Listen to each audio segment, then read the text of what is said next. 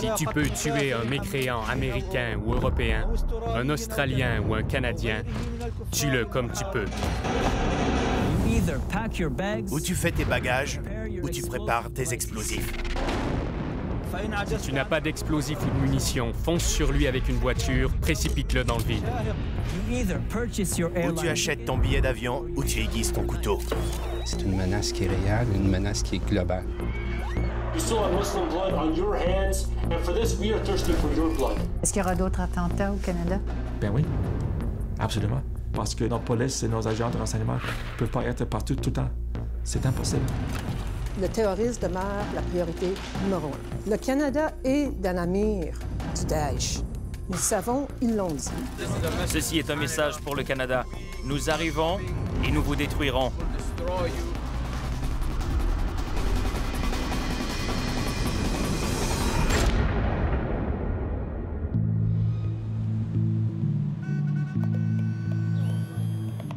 Contrer le terrorisme islamiste, l'obsession de l'Occident depuis l'attaque du World Trade Center. Le Canada n'y échappe pas. Un premier complot terroriste connu sous le nom des 18 de Toronto est déjoué en 2006.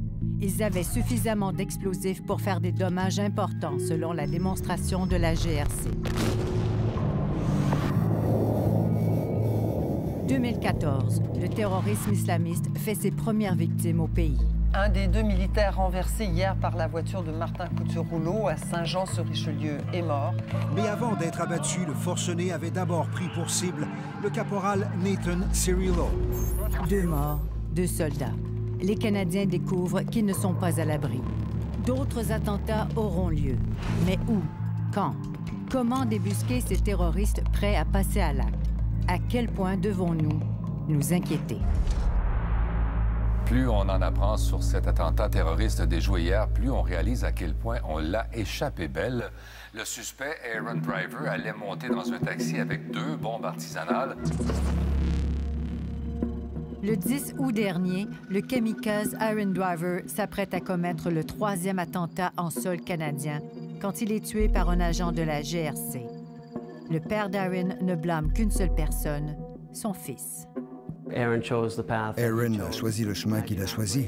Je ne blâme pas la GRC d'avoir mis fin à ses jours. Aaron Driver a été dans la mire des autorités canadiennes pendant 18 mois. Mais le 10 août 2016, alors qu'il s'apprête à tuer des innocents, il n'est plus considéré comme une priorité. Amarnath Amarasinghe a connu Aaron Driver. Pour ce chercheur universitaire en radicalisation violente, il y a des leçons à tirer de son histoire. L'histoire d'Aaron Driver est intéressante parce qu'elle contient tous les éléments qui inquiètent les autorités. Ce n'est pas comme certaines attaques en Europe où les individus sortent de nulle part. Aaron était connu et surveillé. Aaron Driver, ou Haroun Abdurrahman, un de ses pseudonymes musulmans, est né à Regina dans une famille de militaires. Il a une enfance difficile. Sa mère meurt d'un cancer au cerveau. Il n'a que 7 ans. C'était consternant. Il était en colère contre la terre entière. Il m'accusait d'avoir tué sa mère. À un moment donné, il a cessé de manger. Il voulait la rejoindre. Un jour, il m'a dit « Je voudrais que ce soit toi plutôt qu'elle ». Il n'avait que 7 ans et demi. C'était déchirant. Aucun père ne voudrait entendre cela. Aaron abandonne l'école et traverse son adolescence dans la drogue et l'alcool. 1 an avant de mourir, il est connu des autorités et parle ouvertement de sa radicalisation. À la radio de CBC, il confie qu'il a d'abord découvert l'islam à 17 ans, lorsque sa copine est tombée enceinte. I had a lot of responsibility coming my way very soon, so I started studying Islam. I just kind of did everything on my own, but mostly over the internet. Aaron explique que le point tournant de sa radicalisation serait la mort de son bébé à sa naissance. I think that strengthened my faith because it was like a reminder for me that everything in this life is temporary and death can come at any moment. À partir de ce moment, Aaron Driver affiche ouvertement ses idées de plus en plus radicales. À 20 ans, il rêve d'un califat. I don't think Muslims really belong in the West. Our ways of life aren't compatible. We can't practice our religion to the fullest extent here, living under, Canadian laws or just Western laws in general. Does that mean that you would like to live elsewhere? I'd be much more comfortable living elsewhere, sure. And what would that elsewhere be? That would be anywhere where the Sharia of Allah is practiced in full. Il s'affiche comme un membre de Daesh au Canada, le groupe armé État islamique, et condamne le gouvernement canadien pour son implication en Irak.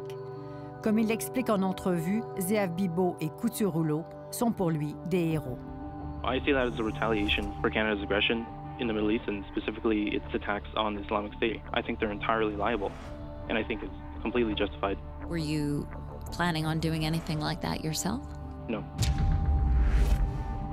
Dans cette entrevue, faite 1 an avant de mourir, il affirme qu'il n'a pas l'intention de commettre un attentat, mais il admire ceux qui le font et se passionne pour les combattants de Daesh.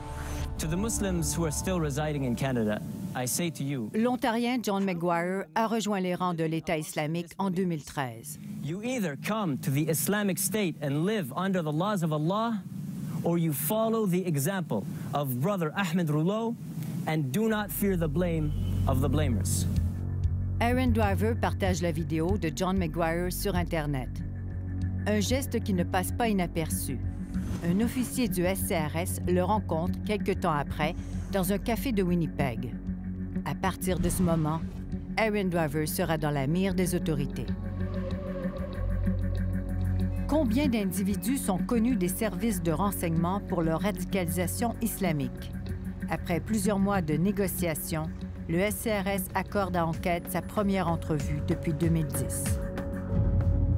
Je ne peux pas vous donner de chiffres et de toute façon, les chiffres changent sur une base quotidienne. Mais est-ce que c'est des dizaines, des centaines, des milliers? Je vous dirais que le pourcentage d'individus qui sont impliqués dans des activités terroristes au Canada est quand même minime. Je peux vous dire que le SCRS enquête aujourd'hui sur plus de 200 Canadiens dont les activités sont liées au terrorisme. L'ex-directeur du SCRS parlait alors de 200 individus liés au terrorisme. C'était en 2010. Depuis, cette information est classée top secret. La France est plus transparente et admet être aux prises avec 15 000 personnes fichées pour leur radicalisation islamique. Mais contrairement à la France, le Canada ne serait pas infiltré par des réseaux organisés, selon la GRC. Dire qu'il y a des groupes qui sont bien établis ici au Canada, non. La menace qu'on voit, c'est vraiment celle de loups solitaires, des gens qui sont radicalisés à la violence, des gens qui ont fait partie et qui sont revenus. Dans la mire des autorités, les voyageurs à risque, ceux qui partent pour la Syrie ou l'Irak. Dans les 25 et plus années que je travaille au service, j'ai travaillé surtout dans le domaine du terrorisme.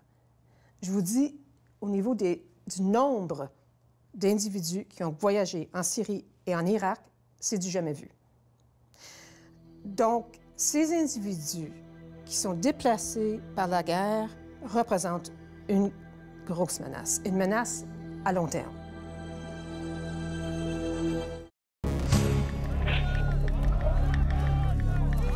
Officiellement, 6 600 Occidentaux, une centaine de Canadiens, se trouvent actuellement en Turquie, en Syrie et en Irak. Mais ils sont probablement plus nombreux. Je ne peux pas vous dire que nous connaissons tous les Canadiens qui sont à l'étranger qui puissent participer dans des actes terroristes. Ça serait exagéré de ma part. Le chercheur universitaire Amarnath Amarasinghan a réussi à communiquer directement avec des combattants étrangers en Syrie sur les réseaux sociaux. Beaucoup de ce qui est écrit, de ce qu'on connaît de ces individus, provient d'intermédiaires. Le but était de leur parler sur une longue période à mesure que la situation évolue en Irak et en Syrie. Il a identifié 62 combattants canadiens présents en Syrie ou en Irak, 22 de l'Ontario, 17 de l'Alberta, 16 du Québec, 3 de Colombie-Britannique, 4 de provinces d'origine inconnue. Le Canada est unique parce qu'on voit beaucoup de réseaux d'amis à Calgary, Ottawa et Montréal. Des gens partent pour la Syrie parce que quelqu'un qu'ils connaissent est parti avant eux. J'étais comme vous, un Canadien typique. Les deux Ontariens, John McGuire et André Poulain. Comme tous les Canadiens, je regardais le hockey. Le Montréalais Sami Elabi, Farah Shedden de Calgary ont fait la propagande du djihad. Les groupes terroristes recrutent alors des combattants. Mais en juin 2014, le message change avec cet homme. Allah le Très-Haut a dit « Le combat vous a été prescrit ». Abou Bakr al-Baghdadi. Le chef de Daesh proclame la création d'un califat, un État souverain régi par la loi islamique, la charia. Je crois qu'au plus fort du mouvement, en 2014-2015, l'État islamique tenait ce genre de propagande. Nous avons de l'agriculture, des écoles, des hôpitaux ici. Quoi que vous fassiez, vous pouvez le faire ici. Dans l'année qui suit la création du califat, 16 Québécois se répartissent pour la Syrie, 13 de Montréal et 3 de Sherbrooke. Wassim Bougadou, qui fait des allers-retours depuis 2013 comme combattant, part avec sa femme, sa belle-sœur et 4 enfants en bas âge. Nous avons obtenu une lettre écrite par un autre Québécois que nous ne pouvons identifier et qui se trouve en Syrie. Ça fait déjà presque 5 mois que je suis parti. J'étudie la médecine avec la meilleure des volontés, car j'ai trouvé un réel but. C'est pas juste des jeunes qui partent, c'est des familles entières. Des vieux, des médecins, ingénieurs, avocats, etc. Et je vois le réel sourire sur leur visage. Partir pour la Syrie n'est pas illégal. Ce qui est illégal, c'est de participer aux activités d'un groupe classé comme terroriste par le fédéral, même si c'est pour soigner ou enseigner. C'est d'ici que la GRC suit la trace de ceux qui partent, de ceux qui reviennent. La police fédérale accepte de nous dévoiler son centre d'opération top secret. Ce centre a été créé en 2014 à la suite des attentats au Parlement d'Ottawa. Depuis, l'immigration, les douanes, le SCRS, la GRC et des partenaires à l'étranger partagent leurs informations. Souvent, on reçoit de l'information des familles qui nous disent « On croit que notre fils ou notre fille sont en train de se préparer pour voyager en Turquie ou en Syrie pour rejoindre Daesh. » Et dans ces cas-là, ça nous permet justement de coordonner très rapidement, de déterminer où sont-ils. Est-ce qu'ils sont déjà en Europe? Est-ce qu'ils sont arrivés en Turquie? On travaille de très près aussi avec la police nationale de la Turquie qui nous permet d'intervenir avant qu'ils puissent faire le trajet en Syrie et les retourner vers le Canada. C'est ce qui est arrivé au Montréalais Merwan Galmi. En 2013, il est à la frontière entre la Turquie et la Syrie quand la police turque lui met la main au collet. Dans un document déposé en cours, la GRC soutient que Merwan a tenté de se rendre en Syrie à une autre occasion, cette fois avec Daniel Minta Darko. Selon les allégations, il allait rejoindre son ami d'enfance, Sami Elabi, parti combattre en Syrie pour Jabhat al-Nusra.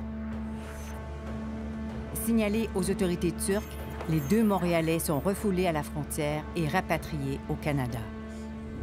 Dans cet affidavit, Merwan aurait déclaré « Un bon musulman a des responsabilités d'aider ses frères de n'importe quelle façon possible, avec des armes si ça doit se faire. La meilleure mort, c'est la mort du martyr. » Aaron Driver se laisse séduire par la propagande de Daesh. En quelques mois, il se radicalise sur Internet. Je pouvais entendre à travers la porte de sa chambre les vidéos de radicalisation qu'il regardait. Je savais que ce n'était pas bon et je l'ai confronté. Il m'a répondu qu'il ne faisait de mal à personne et que je devais me mêler de mes affaires. I certainly was looking for, a community to belong to because after some interactions with the Muslims here, especially the Muslim community leaders here, I really don't want much to do with them. So I did sort of seek out another community to belong to, and I found it. La proximité qu'il avait en ligne avec ces individus a eu un impact important pour lui parce qu'il n'avait personne autour de lui. Il n'avait pas d'amis proches. Il a eu une enfance difficile. Alors, la communauté qu'il a trouvée en ligne a pris une place importante dans sa vie. Ce qui inquiète la police, ce sont ses échanges en ligne avec des djihadistes connus. Entre autres, avec Elton Simpson. Cet Américain, accompagné d'un complice, prend d'assaut le centre où se tient un concours de caricature de Mahomet en mai 2015. Selon la GRC, quelques heures avant l'attentat, il a écrit à un Canadien, Aaron Driver. Son père s'est rendu compte de la gravité de la situation quand le SCRS est venu frapper à sa porte. L'agent m'a montré les messages Twitter et Facebook qu'il partageait, qui disaient que des gens méritaient d'être tués, que c'était leur faute. Il s'est réjoui de certains attentats. Assis au café, j'ai pleuré. Le 4 juin 2015, Aaron Driver est arrêté. La GRC n'a pas assez de preuves pour l'accuser. Même s'il s'affiche comme un membre de Daesh, rien ne prouve, selon la police fédérale, qu'il a l'intention de commettre un crime. Aaron doit s'engager à garder la paix. Le tribunal lui ordonne de porter un bracelet de sécurité muni d'un GPS. C'est à ce moment qu'il donne une entrevue à la radio pour convaincre qu'il n'est pas dangereux. I don't think there's a reason for Canadians to think that I'm a threat. I don't have like a violent history. I've only been in like a few fistfights my whole life. Would you consider yourself a terrorist? I mean, would you harm someone? No, I wouldn't. I just don't really think that's in like my nature. I'm not really not a violent person. En tant qu'expert de la radicalisation violente, Amarnath Amarasinghan est mandaté par l'avocat d'Aaron pour évaluer son degré de dangerosité. Nous lui avons parlé pendant un bon moment. Il appuyait évidemment l'État islamique. Il ne se gênait pas pour le dire. Il militait pour le califat. Mais nous sommes arrivés à la conclusion qu'il ne représentait pas une menace parce que Aaron avait une vision nuancée de la violence. Selon lui, on ne doit pas tuer des gens innocents. Mais si une personne commet un acte contre l'islam, alors la violence ou une certaine forme de violence est justifiée. L'évaluation convainc le tribunal qu'Aaron Driver n'est pas si dangereux.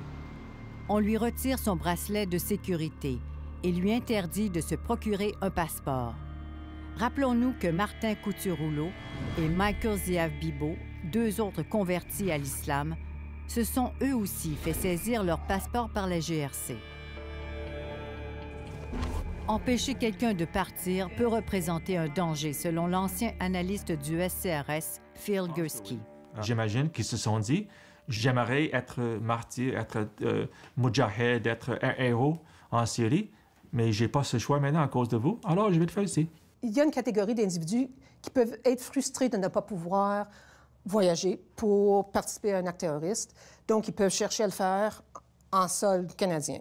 C'est une réalité. On est conscient de cette réalité. Dans ces cas-là, on devrait les suivre de très près pour assurer qu'ils n'achètent pas des armes à feu, qu'ils ne construisent pas des bombes. Peut-être dans ces cas-là, il faut que les conditions soient suivies. Aaron Driver s'engage à respecter 11 conditions, dont l'interdiction d'aller sur les médias sociaux. Il habite chez sa sœur à Strathroy, en Ontario, une petite municipalité rurale de 20 000 habitants. Aaron se rapporte à la police toutes les 2 semaines. Il va au gym et travaille dans cette usine de pièces automobiles. En apparence, il mène une petite vie tranquille et semble respecter ses conditions. À ce temps-là, ils ont pris la décision que M. Driver n'était pas le numéro 1. On a d'autres enquêtes. On a d'autres personnes qu'on s'est inquiétées là-dessus. En avril dernier, Aaron a écrit un texto à Amarnath. « Je vais bien, grâce à Dieu. Le temps est beau. J'ai beaucoup d'amis et le travail va bien. Je suis toujours occupé, ce qui est bien. Je n'aime pas perdre mon temps. » Amarnath ne recevra plus d'autres messages d'Aaron.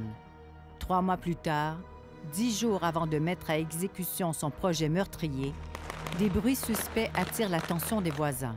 I was sitting out in the front porch and I heard like a click click and then a big bang. It sounded like fireworks. Les voisins préviennent la police. Des agents se rendent sur place en sachant que l'homme qui habite cette maison est sur le radar de la GRC pour ses activités liées au terrorisme. Les policiers croient qu'il s'agit de feux d'artifice et ne jugent pas pertinent de demander un mandat de perquisition. Il n'y a pas de surveillance attentive. De toute évidence, il a été capable d'apprendre comment fabriquer une bombe, d'acheter ce qu'il fallait et de la fabriquer dans sa cour arrière sans que personne ne s'en aperçoive, alors qu'il s'était engagé à garder la paix.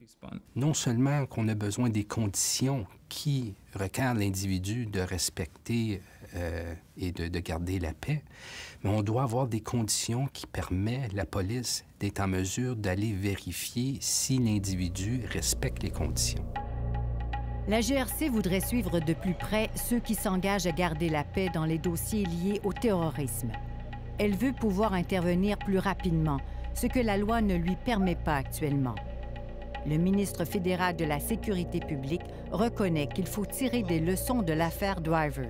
That is obviously a lesson that one needs to look at very carefully, and we are examining very carefully what we need to do to make our police and security activity more effective. Le gouvernement fédéral attendait la fin des audiences publiques sur la sécurité nationale qui viennent de se terminer pour apporter des changements. Aaron prend régulièrement un taxi pour se rendre à la mosquée de London, à 35 km de chez lui. Aaron l'ignore, mais les leaders de la mosquée sont en contact avec la GRC. Nous ne sommes pas une agence de police ou d'évaluation. On s'assurait plutôt de l'impliquer, de favoriser les échanges, de le rapprocher de la communauté.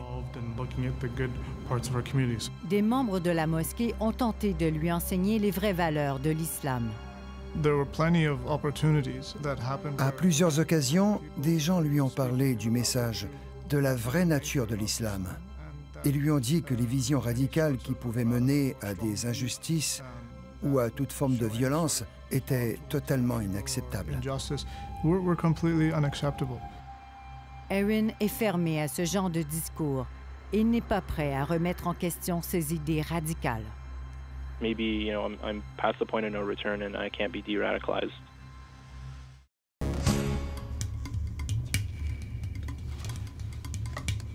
J'espère que ça va répondre à vos attentes et en tout cas que ça va pas trahir le message que vous m'avez fait passer. Le BDiste El Diablo a eu plusieurs échanges avec des jeunes du Centre de prévention de la radicalisation menant à la violence de Montréal.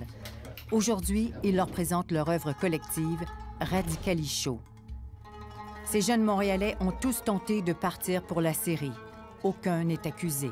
Certains font toujours l'objet d'une enquête. Ils ont refusé d'être identifiés. Il y a des mots que je ne pouvais pas employer. Par exemple, on évitait de dire djihadiste, etc. Puis on ne voulait pas focaliser sur ces choses-là, forcément.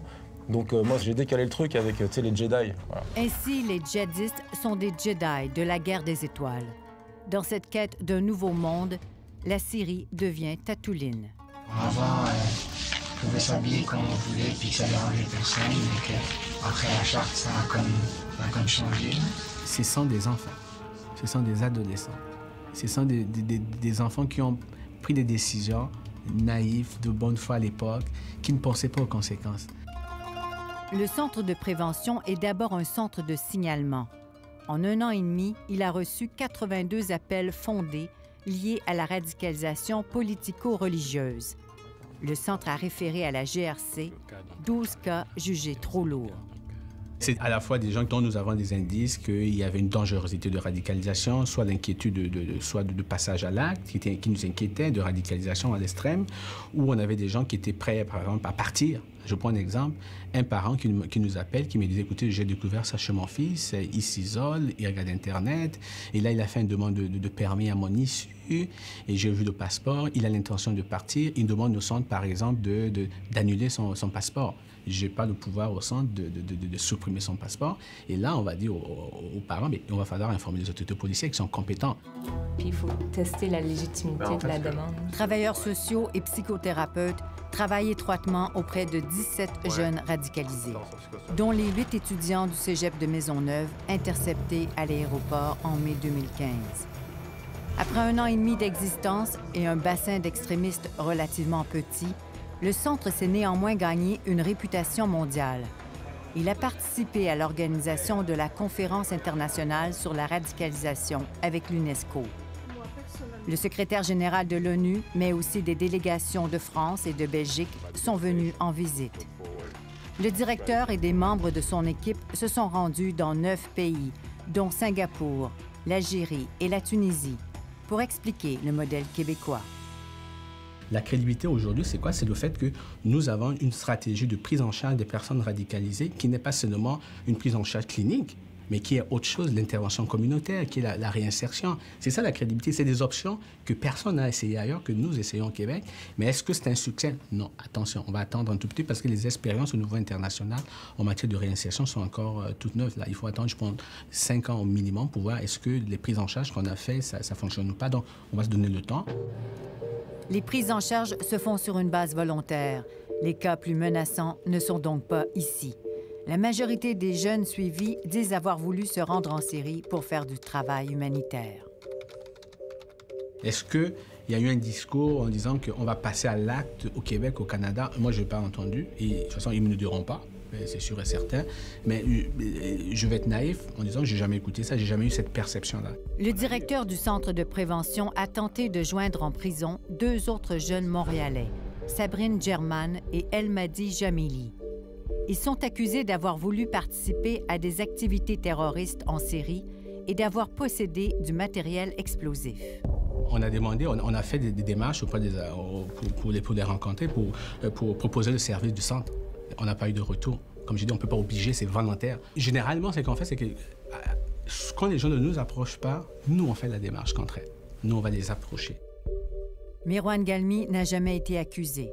Après avoir accepté de porter un bracelet de sécurité pendant 1 an, il a retrouvé sa pleine liberté. Est-ce que vous avez approché Mirwan Galmi, celui-là qui a porté un bracelet de sécurité pendant 1 an, mais qui est aujourd'hui en liberté? Pas du tout, parce qu'on n'a pas de contact pour approcher quelqu'un. Il faut savoir, on n'est pas la police, il faut avoir leur adresse, donc c'est difficile pour nous. Non, mais vous dites, s'ils ne viennent pas à nous, nous, on va là. Pour ceux qu'on connaît. Pour ceux qu'on connaît, c'est avoir son contact, avoir tout ce qu'il faut. Là. Si on ne connaît pas, c'est difficile pour nous.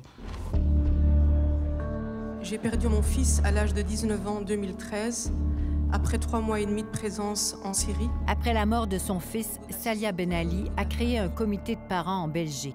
Des parents qui partagent la même souffrance, le départ de leurs enfants pour la Syrie.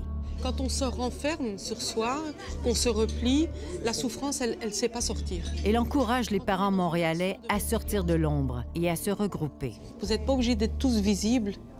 Mais si vous avez un groupe de parents, un avocat qui peut vous représenter au niveau donc, juridique international, c'est déjà votre force. Ce soir-là, dans un restaurant chinois de Montréal, une douzaine de parents sont présents. 5 seulement acceptent d'être filmés de dos. Leurs enfants ont tenté de se rendre en Syrie. D'autres ont réussi et sont encore là-bas. La réalité québécoise, quand même, c'est plusieurs polémiques pendant des années, plusieurs débats sur ça. Et cette jeunesse a vécu à l'âge du primaire, du secondaire, avec des débats et de l'attaque dans tout ce qui fait leur identité. Quand les enfants étaient pris, moi personnellement, je ne savais pas où me diriger, là. J'étais hors de moi, je ne savais pas chez qui aller. J'avais aucune ressource en ma possession. Leurs enfants se connaissaient pour la plupart. Ceux qui sont partis en janvier 2015 auraient inspiré les autres. Les jeunes que nous on parle, oui, c'était des modèles. Lisez juste la bande dessinée, vous allez le voir, ils le disent, ouais, les vénards sont partis, ils ont réussi. Donc, c'était quand même un modèle glorifiant. Ils ont réussi à atteindre leur objectif, ils ont réussi à partir entre les filets. Donc, ils recrutent en disant que tout va bien, on envoie des belles photos, on a ceci, on vit dans des châteaux, ça se passe bien. Dans sa lettre, le Montréalais que nous ne pouvons identifier, qui se trouve présentement en Syrie, est convaincu d'assister à un tournant de l'histoire. Par la volonté d'Allah, ici on voit les vrais hommes combattre. Ils peuvent être inférieurs en nombre, mais ils vont avoir la victoire avec l'aide d'Allah. C'est une prophétie qui se réalise. Vous pouvez me prendre pour un fou. Vous verrez, les écrits sont en train de se réaliser. 21 djihadistes canadiens ont plutôt trouvé la mort. 8 Albertains, 9 Ontariens, 4 Québécois. Mais il y a des survivants. Selon le SCRS, 60 Canadiens sont de retour. Ils ne reviennent pas tous de Syrie ou d'Irak, mais d'autres zones de combat comme la Somalie, l'Afghanistan ou la Libye. Les parents que nous avons rencontrés sont inquiets.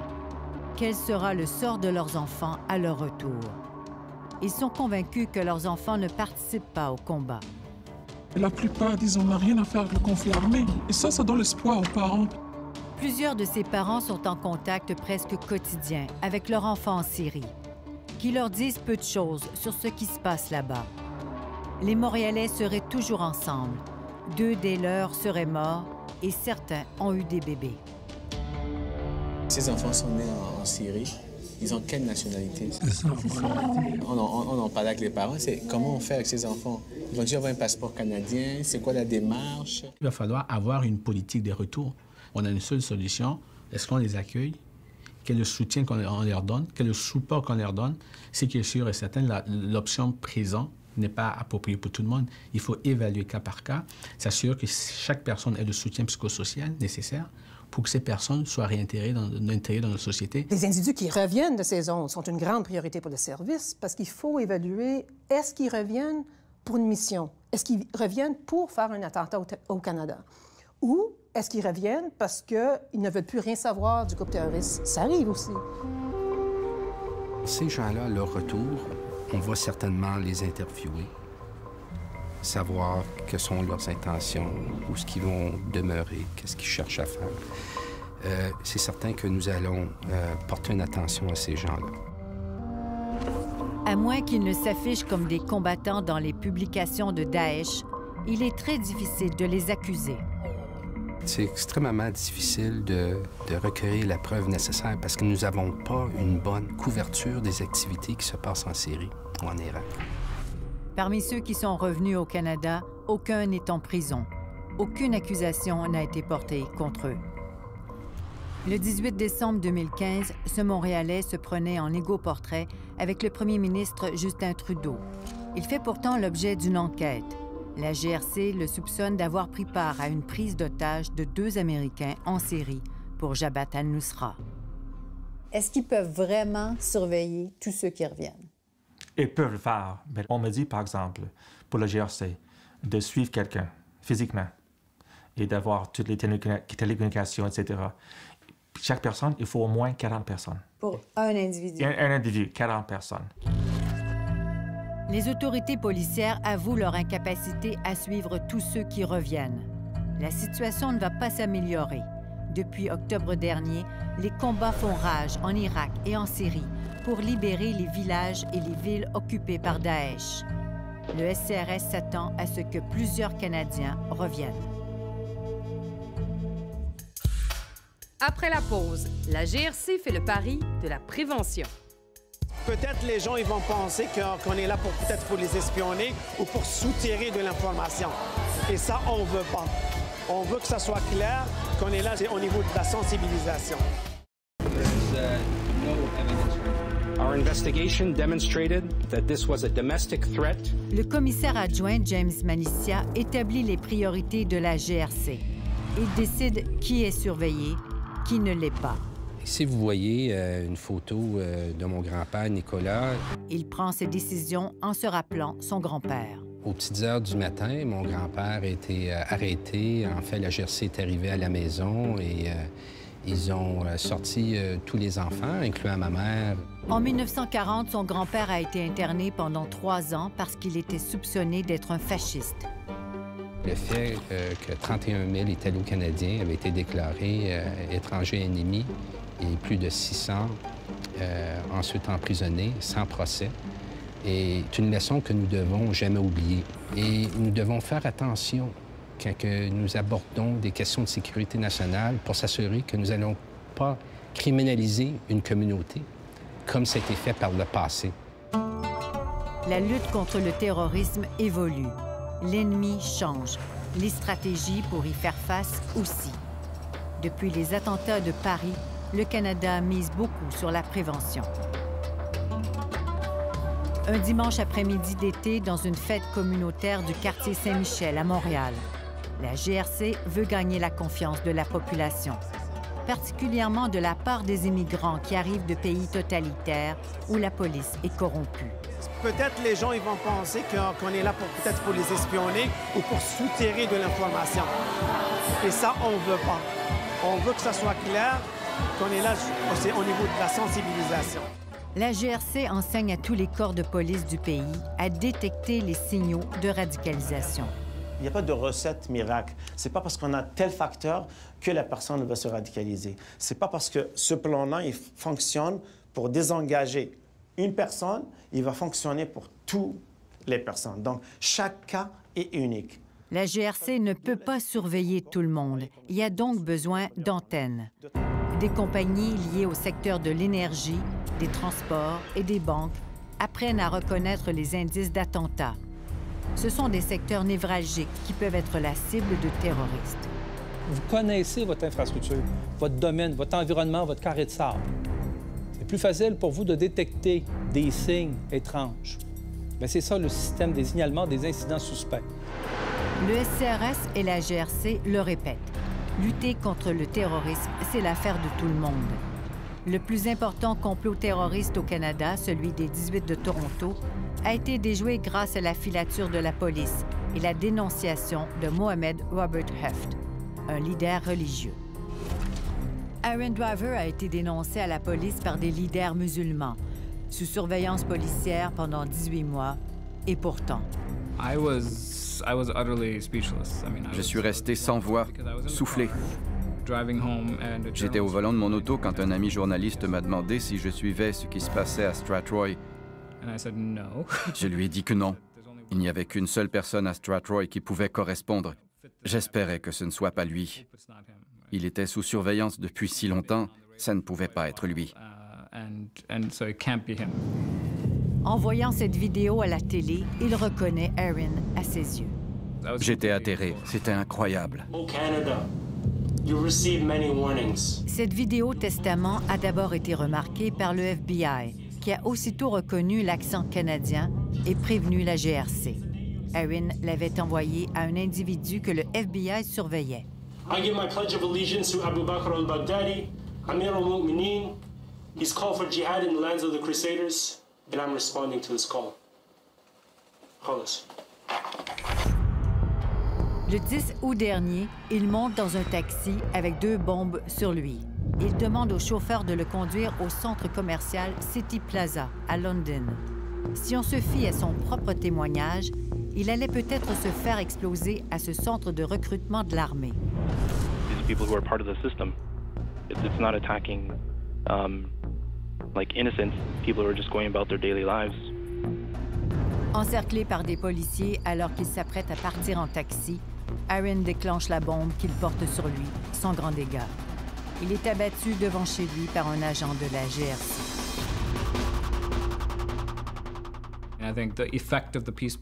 Je crois que l'impact de l'ordonnance de garder la paix a été très différent sur Aaron comparativement à quelqu'un d'autre.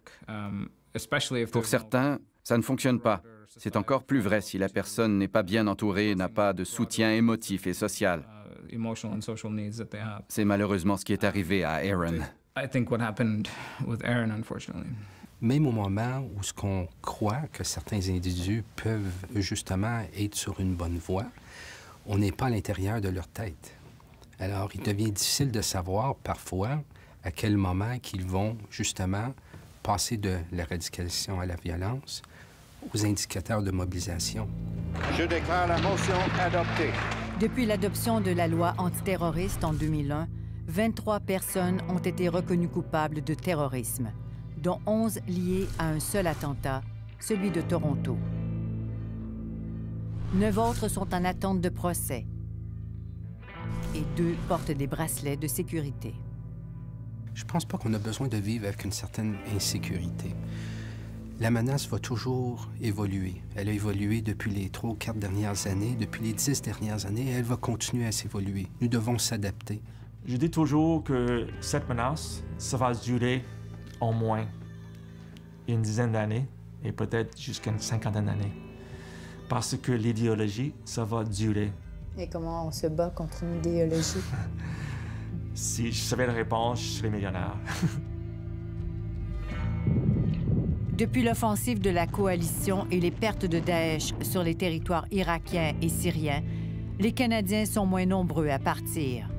Mais Daesh continue son règne de terreur en multipliant les attaques sanglantes.